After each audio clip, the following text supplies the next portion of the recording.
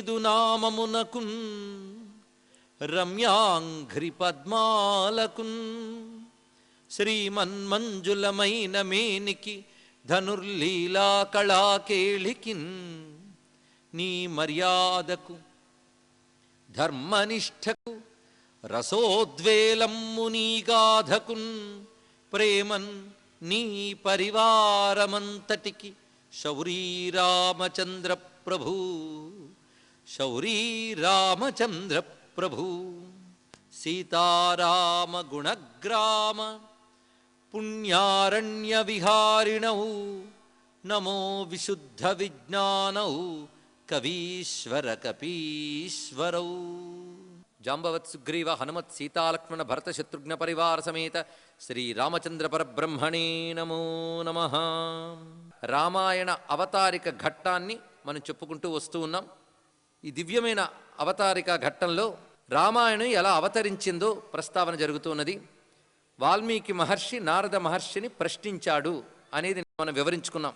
16 లక్షణాలు చెప్పాడు. ఈ 16 లక్షణాలు ఉన్నవాడు ఇప్పుడున్నాడా అంటే ఆ రోజుల్లోనే ఇన్ని శుభలక్షణాలు ఉండడం అరుదే. అరుదు గనకనే అటువంటి వాడు ఇప్పుడున్నాడా అని అడిగాడు. అవి ప్రధానంగా ఆ లక్షణాలను మనం ఒక్కసారి గుర్తు తెచ్చుకుంటే గుణవాన్, వీర్యవాన్, ధర్మజ్ఞ, కృతజ్ఞ, సత్యవాక్య, దృఢవ్రతుడు, సదాచారము కలిగినవాడు, సర్వభూతముల యందు హితబుద్ధి కలిగినవాడు, విద్వాంసుడు, సమర్థుడు, ఆనందకరమైన దర్శనము కలవాడు అంటే ఎవరు చూస్తే వారికి ఆనందం కలిగించేవాడు, ఆత్మవంతుడు, క్రోధాన్ని జయించినవాడు, కాంతిమంతుడు, అసూయ లేనివాడు. 15 గుణాలయ్యే. 16వ గుణం కస్య బిభ్యతి దేవాశ్చ జాత రోషస్య సంయుగే.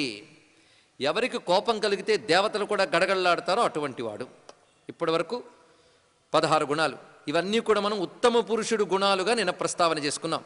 ఇవాళ మనం పురుషోత్తముడి యొక్క దివ్య గుణములుగా దీన్ని ప్రస్తావన చేయాలి. ఒక అత్యద్భుతమైనటువంటి ప్రారంభం జరుగుతోంది రామాయణంలో. రామాయణం కేవలం ఒక ఆదర్శ మానవుడి కథ మాత్రమే అయ్యుంటే యుగాల మీద ఇలా నిలబడేది కాదు. ఆదర్శ ధర్మాలకి నెలవైన మహాత్ములు ఎందరో రాముడికి పూర్వము ఉన్నారు, రాముడి తర్వాత ఉన్నారు. రాముడికి పూర్వం చెప్పబడుతున్న రఘువంశ రాజులు అందరూ కూడా ఆదర్శమైన ధర్మం కలిగినటువంటి వారే. మరి రాముడి ప్రత్యేకత ఏమిటి? కేవలం ఆదర్శమైన ధర్మం మాత్రమే కాదు, రాముడు పరమాత్మ, రాముడు నారాయణుడు, రాముడు పరబ్రహ్మ. అది ప్రత్యేకమైన అంశం. ఆ కారణం చేతనే రామకథ గానం చేసిన వారు తరిస్తున్నారు. ఎప్పుడైనా ఒక పుణ్యాత్ముడిని ప్రశంసిస్తే ఎవరైనా బాగుపడతారు. ఎందుకంటే పుణ్యమే భగవత్ స్వరూపం కనుక పుణ్యాత్ముడిని కీర్తించితే చాలు బాగుపడతాం. దానికి పుణ్యశ్లోకులు అని అంటారు అటువంటి వారిని. నలచక్రవర్తి అటువంటి వాడు, అదేవిధంగా రఘుమహారాజు అటువంటి వాడు, దిలీప చక్రవర్తి, అజమహారాజు, కకుత్స్థ ప్రభువు, ఇలా రాముని పూర్వీకులందరూ కూడా అటువంటి వారే. అయితే రాముడు కేవలం ఒక పుణ్యశ్లోకుడు మాత్రమే కాదు, రాముడు నారాయణుడు. ఆ కారణం చేతనే రామచరిత్ర ఇంత దివ్యముగా మంత్రసమేతంగా మనకి మిగిలి ఉన్నది. మనుష్యుల చరిత్రలు మంత్రాలు అవుతాయా? నారాయణుడి చరిత్ర. అందుకే ఈ ప్రశ్న జాగ్రత్తగా తెలుసుకోవాల్సింది ఏమిటంటే, ఒక బ్రహ్మ జిజ్ఞాస ఇక్కడ ప్రారంభమవుతున్నది. వేదాంత శాస్త్రంలో ప్రథమంగా మొదలయ్యేది జిజ్ఞాస. జిజ్ఞాస అంటే తెలుసుకోవాలనే తపన. ఆసక్తి వేరు, తపన వేరు. ఆసక్తి అంటే ఇంట్రెస్ట్, తపన కావాలి. తపన బ్రహ్మము గురించి తెలుసుకోవాలి. బ్రహ్మం అంటే ఎవరు? అదొకటి తెలియాలి కదా. బ్రహ్మము అంటే 4 తలకాయలు వాడని కాదు ఇక్కడ అర్థం. బ్రహ్మము అంటే సచ్చిత్ ఆనందమై సృష్టి స్థితిలైలు చేస్తూ సర్వవ్యాపకమై సర్వమునకు అతీతమై ఎవడున్నాడో వాడు పరబ్రహ్మ. ఆ పరబ్రహ్మ సృష్టి స్థితిలయులు చేసేటప్పుడు ఆయన్నే పరమేశ్వరుడు అని అంటున్నాం. ఆయన అవతరిస్తే దివ్యావతారం అని అంటున్నాం. ఇప్పుడు 3 అర్థమయ్యే కదా మనకి. సృష్టి స్థితిలయ కారకుడైన భగవంతుని పరమేశ్వరుడు అంటారు. ఆయన సృష్టి స్థితి లయ కారకుడు అంటే బ్రహ్మ విష్ణు శివాత్మకుడైన పరమేశ్వరుడు. ఆ పరమేశ్వరుడు లోకంలో ధర్మం నిలపడానికి తనను తాను వ్యక్తపరుచుకుంటే అది అవతారం. అందుకు అటువంటి పరమేశ్వరుడు ఇప్పుడు అవతరించి ఉన్నాడా అనేది వాల్మీకి ప్రశ్నలో దాగిన అంతరార్థం. ఎందుకంటే కావ్యంలో ఎప్పుడైనా ధ్వని అనేది ఒకటి ఉంటుంది. రామాయణం కావ్యం. ఏ ప్రక్రియని ఎలా అర్థం చేసుకోవాలో తెలియాలి కదా. వేదము, పురాణము, కావ్యము అని 3 భాగాలు ఉంటుంది. ఋషులిచ్చిన వాంగ్మయం మొత్తం 3 భాగాలు. వేదము ఎవరు తయారు చేయలేదు, భగవంతుడి యొక్క శబ్దరూపమే వేదము. దాని ఋషులు తపశ్శక్తితో విని అందించారు కనుక దాని పేరు శృతి. వాళ్ళు విని అందించారు కనుక దాని పేరు శృతి. ఆ శబ్దము సాక్షాత్ భగవంతుడి శబ్దరూపమే, అది వేదం. ఈ వేదములో చెప్పిన దాన్ని ఒక మిత్రుల్లో మనకు చెప్తూ ఉంటుంది పురాణం. కాంతా సంహితం అంటే ఒక భార్య తన భర్తని ఎలాగ లొంగదీసుకుని పని సాధించుకుంటుందో అలా చెప్తుంది కావ్యం. అందుకే వేదము ప్రభువులా శాసిస్తుంది, పురాణం మిత్రుల్లా నచ్చ చెప్తుంది, కావ్యము ఒక కాంతలాగా చక్కని అలంకారాలతో మంచి మంచి విషయాలతో ఆకర్షించి ధర్మం చేయిస్తుంది. మూడింటి లక్ష్యం మాత్రం మన చేత మంచి పని చేయించి బాగుపరచడమే లక్ష్యం. ప్రభువులాగా చెప్పిస్తుంది వేదం ధర్మాన్ని, మిత్రుల్లా ధర్మాన్ని చెప్తుంది పురాణం, ఒక కాంతలాగా మన చేత ధర్మం చేయిస్తుంది కావ్యం. ఇప్పుడు రామాయణం కావ్యం, ఇతిహాసం, రెండు పేర్లున్నాయి ఇక్కడ. అందుకే రామాయణం మహాకావ్యం అనే వాల్మీకే చెప్పాడు. అందుకు కావ్యమని ఇతిహాసమని రామాయణాన్ని మనం చెప్పాలి. అలాంటి ఈ కావ్యాన్ని అందిస్తూ ఈ కావ్యము ద్వారా మనకి వేదము చెప్పిన ధర్మాన్ని చెప్పదలుచుకున్నాడు. అందుకు కావ్యంలో ధ్వని అనేది ఒకటి ఉండాలి అని శాస్త్రం చెప్తోంది. ఇక్కడ ధ్వని అంటే అర్థం బయటకోటి వినబడుతూ ఉంటుంది, లోపల ఒకటి దాగి ఉంటుంది. అది ఆలోచించిన వాళ్ళకి అది తెలుస్తుంది. అప్పుడు ఆ ధ్వని అర్థమైతేనే ఆనందం కలుగుతుంది. దాన్నే ఆలోచనామృతం అని అంటారు. సాహిత్యానికి ఆలోచనామృతం ఉండాలి. రామాయణంలో కూడా అలా బయటకోటి వినబడుతుంది, లోపలకు ధ్వనిస్తుంది. బయటకు వినబడేది ఉత్తమ ఆదర్శ గుణములు కలిగిన మహాపురుషుడు, లోపల దాగినది పురుషోత్తముడైన నారాయణుడు. అందుకే ఇంతవరకు మనం చెప్పుకున్న అర్థాలు ఇప్పుడు చెప్పిన ఈ గుణములన్నీ కలిగిన మహానుభావుడు అంటే ఉత్తమ ఆదర్శ పురుషుడు ఇప్పుడు భూమి మీద ఉన్నాడా అని అడుగుతున్నాడు. అది ప్రతి పదానికి మనం అర్థం చెప్పుకున్నాం కనుక ఉత్తమ గుణములు కలవాడు. ఇప్పుడు వీటిలో భగవద్గుణాలు ఎలా ఉన్నాయో పరిశీలిద్దాం. ఎలా పట్టుకోవాలి అంటే లోపల దాగున్నవే నేను బయట పెడుతున్నానే కానీ ఎక్కడి నుంచో తీసుకొచ్చి ఇక్కడ అంటగట్టట్లేదు. లోపల దాగినటువంటి అంతరార్థం బయటకు తీసుకొస్తున్నాం. ఈ చెప్పిన ఒక్కసారి మనం అర్థం చేసుకుంటే 16 గుణాల ఆర్డర్ ఒకటి ఉంది. ముందు గుణవాన్ అని ప్రారంభించాడు.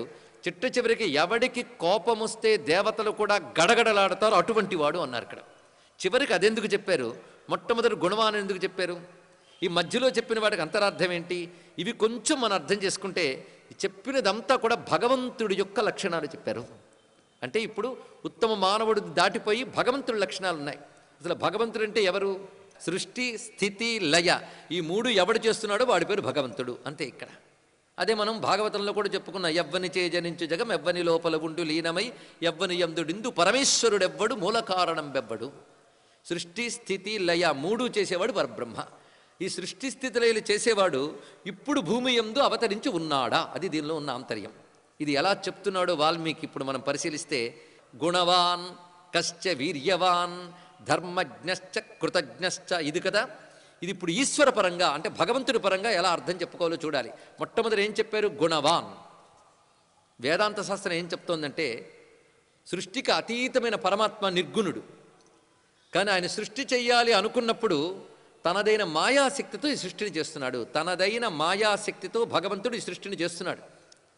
ఆ మాయాశక్తి త్రిగుణములతో కూడినది కనుక నిర్గుణుడైన పరమాత్మ సృష్టి చెయ్యాలి అనుకున్నప్పుడు త్రిగుణాత్మికమైన మాయతో చేస్తున్నాడు. అందుకే దైవీ ఏషా గుణమయీ మమ మాయా దురత్యయ అని భగవద్గీతలో స్వామివారు చెప్పారు. ఇక్కడ త్రిగుణాలంటే అర్థం ఏమిటి? సత్వరజస్తమో గుణాలు. ఈ సత్వరజస్తమో గుణాత్మకమైన మాయతో భగవంతుడు సృష్టి చేస్తున్నాడు. కనుకని నిర్గుణుడైన భగవంతుడు మొట్టమొదటి సృష్టి చేసేటప్పుడు ఏమయ్యాడు? గుణము కలిగిన వాడయ్యాడు. అందుకే మొదటిది గుణవాన్, అది మొదలుపెట్టాడు. ఇక్కడ సృష్టి ప్రారంభంలో పరమాత్మ ఎలా ఉన్నాడో మొదటి శబ్దంలో చూపించాడు. తర్వాత వీర్యవాన్. వీర్యవాన్ అనే మాటకి మానవ పరంగా అర్థం చెప్పినప్పుడు వీరుడు అని చెప్పుకున్నాం. కానీ వీర్యము అంటే బీజము అని అర్థం. ఇక్కడ ఒక మనిషి పుట్టుకకి కారణమైన బీజము తండ్రిలో ఉంటుంది, ప్రపంచం పుట్టుకకి కారణమైన బీజం పరమేశ్వరుల్లో ఉంది. కనుక వీర్యవాన్ అంటే విశ్వానికి కావలసిన బీజశక్తి కలవాడు. ప్రతిదానికి మీకు వేదశాస్త్ర ప్రమాణాలు చూపిస్తూ చెప్తున్న ఈ మాటలు. ఇది సరిగ్గా భగవద్గీతలో కృష్ణ పరమాత్మ చెప్తున్నాడు. తాసాం బ్రహ్మ మహద్యోని అహం బీజప్రదపిత. అందుకే మహద్బీజం అనే మాట విష్ణు సహస్రాల్లో కనబడుతుంది. సృష్టి అంతటికీ మూలమైనటువంటి బీజములు. ఎందుకంటే చెట్టు తయారు కాకముందు విత్తనం రూపంలో ఉంటుంది, విశ్వం తయారవకముందు పరమేశ్వరుల్లో బీజ రూపంలో ఉంది. కనుక ముందు త్రిగుణాత్మకమైన మాయతో కూడి ఉన్నప్పుడు గుణవాన్ అవుతున్నాడు. సృష్టికి కావలసిన బీజములన్నీ తనలో కలిగిన వాడైనప్పుడు వీర్యవాన్ అంటున్నాడు. తర్వాత సృష్టి సాగుతోంది. ఈ సృష్టి సాగినప్పుడు ఏది ఎలా ఉండాలో ఆయన నిర్ణయిస్తున్నాడు. మీరు నేను నిర్ణయించను. సూర్యుడు తూర్పును ఉదయించును, పడమట అస్తమించును. ఇది ఎవరు నిర్ణయించారు? నేను కాదు. మీరా? మీరు కాదు. గాలి వీచును, నీరు దాహము తీర్చును. ఇలా ప్రకృతికి కొన్ని గుణాలు ఉన్నాయి. ఇవన్నీ ఎవరు పెట్టారు? వీటినే విశ్వ నియమములు అంటారు. విశ్వ నియమములు, యూనివర్సల్ లాస్. అది విశ్వ నియమాలు. ఈ విశ్వ నియమాల మీదే ప్రపంచమంతా నడుస్తోంది. ఈ విశ్వ నియమాలకి కట్టుబడి ప్రపంచం నడుస్తోంది, అవునా లేదా? మీరు ఎంత అనుకున్న చేతిని ఇంతే చాచగలరు, ఇక్కడి నుంచి గోడ దాకా చాచలేరు. ఎందుకంటే ఇది నియమం, అది నియమం. అలాగే ప్రతిదానికో నియమం ఉన్నది. కన్ను చూచును, కాలు నడుచును, మీరు మార్చలేరు. ఇది ఎవరు పెట్టారు? పెట్టినవాడు ఎవడు? ఈ విశ్వ నియమములకు పేరే ధర్మము. ధర్మం అనగా విశ్వ నియమము. ఈ విశ్వ నియమాలన్నీ తెలిసినవాడు. మనకే అప్పచెప్తే ఎలా చేస్తామో ప్రపంచం, కానీ ఆయనకు తెలుసు ఏది ఎప్పుడు ఎక్కడ ఎలా ఉండాలో తెలిసినవాడు. ఆ తెలిసినవాడు గనకనే విశ్వ నియమములు తెలిసినవాడు గనక ధర్మజ్ఞశ్చ. ధర్మజ్ఞశ్చ అంటే విశ్వ నియమములు తెలిసినవాడు. చూసారా సృష్టి ఎలా సాగుతోందో, ఎంత అద్భుతమైన ఆర్డర్. విశ్వ నియమములు తెలిసినవాడు గనక ధర్మజ్ఞశ్చ. ధర్మజ్ఞశ్చ అంటే విశ్వ నియమములు తెలిసినవాడు. చూసారా సృష్టి ఎలా సాగుతోందో, ఎంత అద్భుతమైన ఆర్డర్. ఏకాగ్రంగా వినడం చాలా ప్రధానమైనటువంటి లక్ష్యం ఇక్కడ. అప్పుడు మనకి రాముడు అంటే ఏమిటో అర్థమవుతుంది. కానీ గుణవాన్, వీర్యవాన్, ధర్మజ్ఞశ్చ. ప్రతి దానికి కూడా శాస్త్ర ప్రమాణం మనం చెప్తున్నాం కనుక యతో ధర్మాణి ధారయన్, వేదంలో మంత్రం ఇది. యతో ధర్మాణి ధారయన్, ఎవడు ఈ విశ్వ నియమముల్ని పట్టి నడుపుతున్నాడో అతడు భగవంతుడు. అందుకే ధర్మం ఆయన స్వరూపం. ఈ మాటనే మనం విష్ణు శాస్త్రంలో ధర్మో ధర్మ విదుత్తమ అని చదువుతున్నాం. ధర్మం ఆయన స్వరూపం. ధర్మాలు ఆయన ఏర్పరిచాడు, ఆయనకే తెలుసు. అది ఎందుకు ఎలాగా మనకు తెలియదు. కనుక విశ్వ నియమాలు తెలిసినవాడు కనుక ధర్మజ్ఞశ్చ. తర్వాత మాట చూడండి, కృతజ్ఞశ్చ. కృతజ్ఞ అంటే అర్థం ఏంటి చెప్పుకున్న? చేసిన దాన్ని గుర్తుపెట్టుకునేవాడు, ఇదే అర్థం. కృతం అంటే చెయ్యబడినది, జ్ఞ అంటే తెలిసినవాడు. చేసినది ప్రతిదీ ఆయనకు తెలుసు. ఆయన కన్ను కప్పి ఎవడూ ఏమీ చేయలేడు. విశ్వంలో ప్రతి అణువు మొదలు బ్రహ్మాండం వరకు ఏం జరుగుతుందో ఆయన తెలుసు.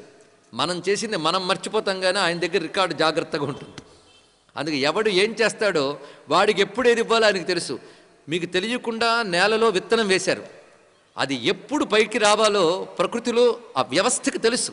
అలాగే సృష్టిలో ప్రతి వాడి కర్మని సాక్షిగా గమనిస్తూ ఎక్కడ ఏం జరుగుతుందో తెలిసినటువంటి వాడెవడు? వాడు కృతజ్ఞుడు. చూడండి ఎంత అందమైన మాట. గుణవాన్, వీర్యవాన్, ధర్మజ్ఞశ్చ, కృతజ్ఞశ్చ.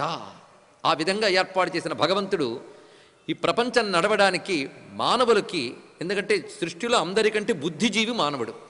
అందుకే మానవ అనే శబ్దానికే మన అవబోధనాత్ అనే మాట చెప్తున్నారు. అంటే ఆలోచించే శక్తి గలవాడి పేరు మానవుడు. ఈ శబ్దమే మ్యాన్, హ్యూమ్యాన్ ఏమైనా ఇక్కడి నుంచి వచ్చినవే. కానీ ఆలోచనా శక్తి కలవాడు మానవుడు. మిగిలిన జంతువుల కంటే వీడు గొప్పవాడు. ఎందుకు? ఆలోచన శక్తి ఉంది కనుక. అది సరిగ్గా వాడుకుంటే గొప్పవాడు, వాడుకోకపోతే జంతువులతో ఏమీ తీసిపోడు. కనుక మానవులకి యుక్తాయుక్త విచక్షణ ఉంది కనుక వాడు ఏం చేస్తే బాగుపడతాడు, ఏం చేస్తే పతనమవుతాడో చెప్పాలి. అది ఎవరు చెప్తారు? ఎవడైతే ప్రపంచం తయారు చేశాడో, ప్రపంచాన్ని పాలిస్తున్నాడో వాడే ఒక లా అండ్ ఆర్డర్ ప్రిపేర్ చేయాలి. కనుక ప్రపంచంలో బుద్ధిజీవుడైన మానవుడు ఎలా ఉండాలో చెప్పి నియమాలు కొన్ని ఏర్పరిచాడు ఆయన. అవే వేదములు అని చెప్పబడుతున్నాయి. శృతి స్మృతి మమ ఇవాజ్ఞ అని పరమాత్మ వచనం. వేదములు, ధర్మశాస్త్రాలు భగవంతుడి ఆజ్ఞారూపములు. ఒక రాజు పాలన చేసేటప్పుడు నియమాలు పెడతాడు, దాన్ని అనుసరించి ప్రజలు నడుచుకుంటే బాగుపడతారు, దాన్ని తప్పితే దెబ్బతింటారు. అలాగే భగవంతుడు కూడా మనం అనుసరించవలసిన ఒకానొక శాసన రూపమైన వాక్యాలను చెప్పాడు ఆయన. ఆ వాక్యముల పేర్లు వేదము. ఎందుకంటే వేదోకిల ధర్మమూలం. మానవుడు ఎలా ఉండాలి, ఎలా ఉండకూడదు చెప్పేదంతా వేదమే. అయితే ఆ వేద ధర్మము ఇవాళ ఒకలా రేపోలా ఉండదు, అది ఎప్పుడు ఒకేలా ఉంటుంది. ఇది తెలుసుకోండి. హిందూ ధర్మానికి మరొక పేరు సనాతన ధర్మం. సనాతన ధర్మం అంటే శాశ్వత ధర్మం, ఎప్పుడు మారని ధర్మం. మారిపోది ఈ ధర్మం. మన ధర్మం శాశ్వతం. ఎంత శాశ్వతం అంటే సూర్యచంద్రులు ఎంత శాశ్వతం అంత శాశ్వతం. అందుకే దీని పేరు సనాతనం, అంటే నిత్యం శాశ్వతం అయినటువంటి ధర్మం. అది ఇప్పుడు మారదు గనక దానికి మరొక పేరు సత్యం. ఈ సనాతన ధర్మానికి ఆధార గ్రంథం వేదం.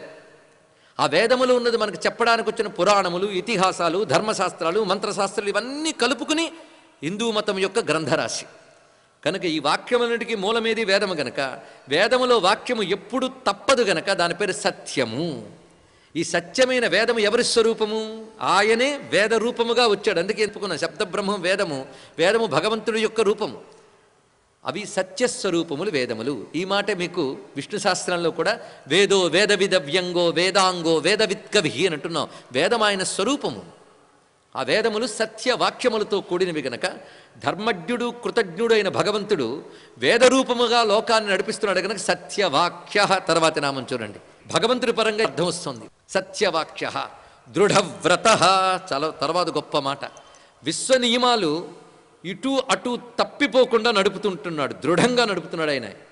అంతేగాని ఆ రోజుల్లో అలా ఉంది కానీ ఇవాళ అలా ఉండదండి అనడానికి లేదు. ఆ రోజుల్లోని మానవులు కాళ్లతోనే నడిచారు, ఈ రోజుల్లోనూ కాళ్లతోనే నడుస్తున్నారు. అందుకని కాలం మారిపోయిందని తలతో ఎవడూ నడవట్లేదు, అంతే కదా. సూర్యుడు రోజు పొద్దున్నే తూర్పును ఉదయించడం ఏంటి విసుగ్గా, ఇవాళ వెరైటీగా పడమట ఉదయిస్తాను ఇప్పుడు అనుకోలేదు. అనుకుంటే ప్రపంచం తల్లకిందులైపోతుంది, అవునా లేదా? ఈ విశ్వ నియమాలు నడపాలంటే ఎంత దృఢమైన నియమాలు ఉండాలండి, సడలింపులు ఉండవు వాటికి. అందుకే దృఢవ్రత. ఆ సత్యవాక్యమైనటువంటి వేద ధర్మాన్ని దృఢమైన నియమంతో నడుపుతూ ఉంటాడు. ఆ నడుపుతున్నప్పుడు ఎవరైతే ధర్మాన్ని అనుసరిస్తారో వాళ్ళు ధార్మికులు, వాళ్ళు సత్పురుషులు, వాళ్ళని కాపాడతాడు, అంతే కదండి. రాజు తాను పెట్టిన ఆర్డర్ ప్రకారంగా నడిచే వాళ్ళని కాపాడాల్సిన బాధ్యత ఆయనది. ఎవడైతే చట్టానికి వ్యతిరేకంగా ప్రవర్తిస్తారో వాళ్ళని శిక్షించవలసిన బాధ్యత ఆయనది. అందుకే రాజుకు రెండు బాధ్యతలు ఉంటాయి, రక్షణ, శిక్షణ. ఇప్పుడు జగదీశ్వరుడైన పరమేశ్వరుడు తాను చెప్పిన ధర్మం ప్రకారంగా నడిచే వాళ్ళని కాపాడుతాడు, ధర్మం తప్పిన వాళ్ళని శిక్షిస్తాడు. అది ప్రకృతి రూపంలోనూ శిక్షిస్తాడు, దేవతల రూపంలోనూ శిక్షిస్తాడు. కొందరుంటారండి బడా అధార్మికులు, దుర్మార్గులు, పాపాత్ములు. వాళ్ళు ఎంత ముదిరిపోతారంటే వాళ్ళని ప్రకృతి శిక్షించడానికి అవ్వదు, దేవతలు శిక్షించలేరు. అప్పుడు వెళ్ళి భగవంతుడిని మొరపెట్టుకుంటారు.